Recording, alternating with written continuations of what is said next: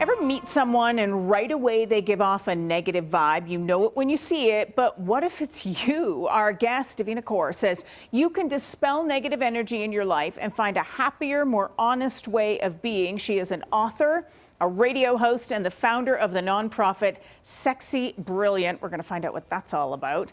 And she is our guest today. Hi, Davina. Nice to see you. Thank you so much for having me here. Wow. It's a real pleasure. Can I just go to that negativity that I mentioned right off the top? I think a lot of people are of the opinion that you are either inherently a happy, positive type or inherently a negative, gloomy type. Do you agree with that assessment? Well, we live in a world where our emotions have been commercialized. We're talking about where being authentic is looked down upon, being yourself is looked down upon. And the same thing for somebody who's, for example, I have a very bubbly personality, but the days that I have down days, the negative energy comes in and I'm like, well, should I just pretend that everything's okay? But how long can we pretend for? So we have to choose to be authentic, whether that is your negative side, whether that is your positive side, they're part of the same whole.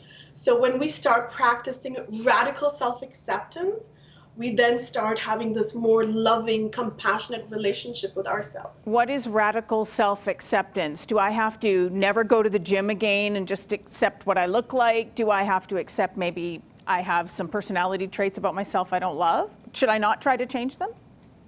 Well, you know what I believe, and I strongly encourage everybody to check into with themselves, is to say that we are perfect as we are. And the goal is always to get to the next level of perfection. So whether you want longer hair, whether you want a thinner body, just know that right now, the way you are is perfect. God created you like that. And you have a purpose here. So it all comes down to, do you know who you are? Do you know what your good side is? Do you know your weaknesses?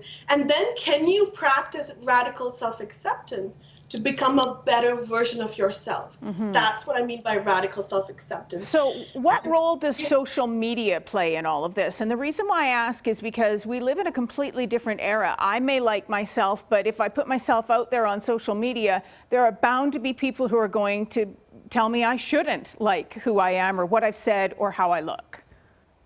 Well, right now on social media, and I know I was watching the Zoom fatigue, and we all have that. We also have social media fatigue, right? Where there's so much noise and we're like, okay, what do I share? What do I not share?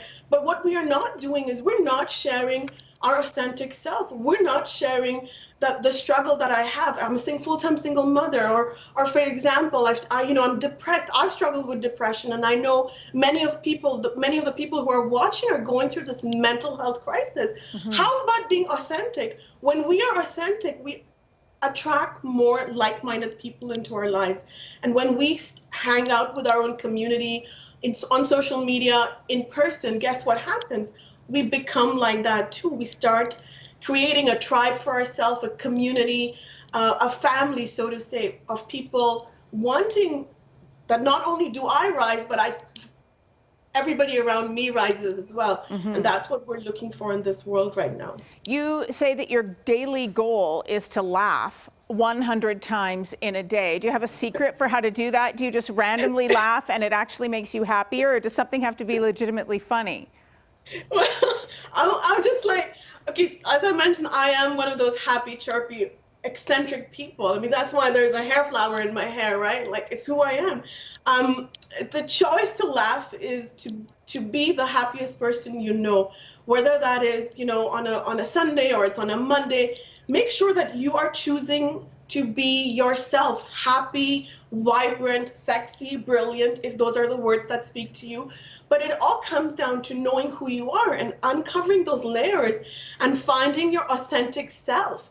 When we are authentic and we are living a purposeful life, we right away start vibrating this happy energy, living on purpose, as they call it. Well, I'll tell you what, if you work in an office environment, you're going to work with a bunch of different kinds of people, and a lot of people try to tone themselves down. So being authentic and being your true self is a message I think a lot of us, when we return to those mixed environments, will hopefully take with us. Davina, enjoy your day in Montreal. It's been great talking to you. Thanks so much for taking the time. Thank you so much, Jocelyn. Wonderful to be here. Yeah, and as I mentioned, Davina's an author. You can connect with her online at sexybrilliant.org. She's also on all the social media platforms, and you can find her there.